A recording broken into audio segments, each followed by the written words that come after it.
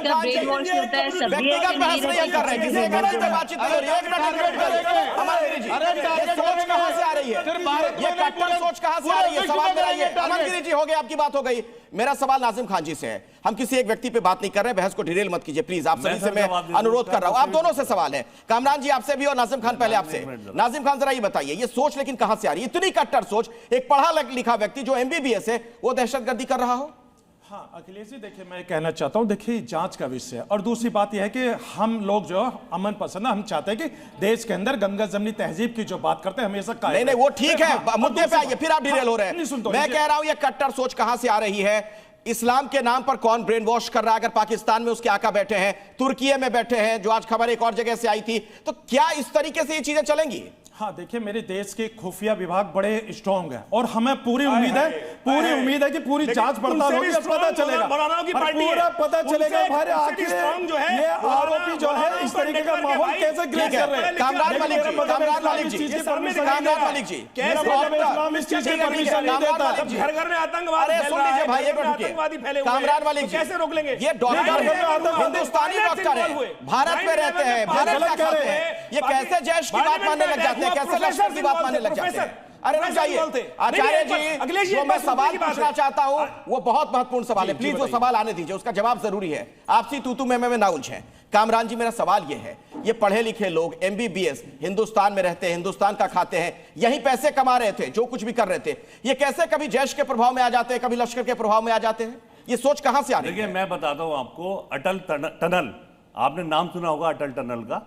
अटल tunnel क्या कहते हैं का जो प्रोग्राम है, और बहुत सारी टनल का जो प्रोग्राम है, वो क्या कहते हैं इससे प्रीवियस गवर्नमेंट के टाइम पर जो है कहते हैं डेवलपमेंट का काम शुरू हुआ, और वो डेवलपमेंट का काम अटल टनल जैसे ही बनी तो सरकार बदल गई, ठीक है, अटल टनल बन गई। अटल जी बहुत बड़े जो है कहते हैं हमारे जो है नेता थे, उनके नाम से कोई टनल बनती है तो कोई फर्क नहीं पड़ता है।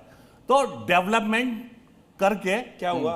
डेवलपमेंट करके किसी को अपने साथ जोड़ना, मतलब समझ नहीं पाया आपकी बात, खत्म करना है। आपकी बात समझ में नहीं आई, तो आतंकवादी बन जाएगा कोई अगर अटल टनल है? अरे सुन तो लीजिए सर, अरे क्या करना चाह रहे भाई साहब? स्टेट फेलियर, आप इस पे बात करो। अरे कहना क्या चाहते हो? जो लोग पढ़े होते हैं, पढ़ लिख के आदमी इंसान भाई वो कोई आतंकवादी बन जाएगा? चाहते हो? करोड़ की तकरीर, जम्मू कश्मीर में हिंदू भी तो रह रहे हैं, गोल मोल घुमाओगे।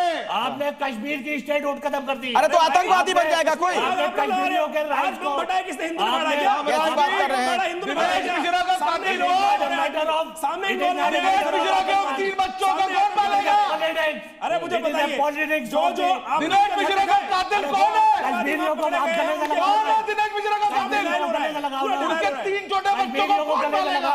अखिलेश जी कौन पालेगा 3 छोटे बच्चों को? नाजिम भाई तुम बताओ। कश्मीरियों को मैंने उसमें मुस्लिम समाज के समाज के भी मुसलमान हैं। अच्छा डॉक्टर राजीव रंजन, देश के अंदर बहुत खुलकर बोल रहा हूं, छोड़ देंगे सारे आतंकवादी। मैं कह रहा हूं कि आतंकवाद का ना कोई तरह की बात है, ना कोई एक मिनट नाजिम खान सुन लीजिए, अरे सुन लीजिए डॉक्टर राजीव रंजन, अरे डॉक्टर से बात करने दीजिए मुझे, रुक जाइए डॉक्टर राजीव रंजन, डॉक्टर राजीव, अरे हो गया भाई नाजिम खान, डॉक्टर राजीव रंजन से मेरा सवाल है।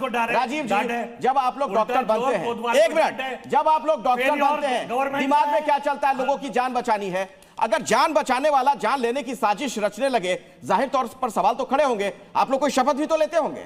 बिल्कुल। क्या बोलते हैं उसमें? शपथ यही लिया जाता है कि समाज में हमें हीलिंग टच देना है, जो भी तकलीफ में है, जो भी बीमार है, उसका इलाज करना है। इलाज करते करते ये लोग किसी ऐसे आतंकवाद के रास्ते पे जाएंगे, ये बहुत शर्मनाक है। मुझे जांच एजेंसियों से कहना है कि अब रडार पे आपके सबको ही होना चाहिए, सिर्फ एक डॉक्टर है इसका एक कतई मतलब नहीं है कि वो जांच के घेरे में नहीं होगा। आम समाज में क्या समझते हैं, डॉक्टर है तो प्रतिष्ठित होगा, अच्छे ही काम करता होगा। हमारी जिम्मेदारी बनती है कि हम आसपास के लोगों पे नज़र रखें और समाज में इन लोगों को बहिष्कार करके इनको सजा दें, दंडित करें। नहीं लेकिन एक छोटी सी बात, और ये जो बात कही गई जिसका इसका मतलब यही निकल रहा है ना, यति नरसिंहानंद ने जो बात कही कि अब नेम प्लेट देखकर लोग इलाज करवाने जाए डॉक्टर के पास, क्या ये सही है? नहीं, ये तो बिल्कुल भी गलत है, ऐसा नहीं होना चाहिए। अच्छे बुरे हर कौम में होते हैं और हमें सही का साथ देना चाहिए। एक मिनट डॉक्टर हमारे साथ डॉक्टर कैसर शेख भी हैं। कैसर शेख जी, आपकी बात अधूरी रह गई थी, कुछ आप कहना चाह रही थी, क्या बोल रही थी आप उस वक्त? यस सर, ये पॉसिबल ही नहीं है कि रिलीजन देखकर पेशेंट्स आएंगे इमरजेंसी में तो सब भी इक्वल हो जाते हैं। ये सब सोच है, मतलब डिपेंड ऑन सिचुएशन।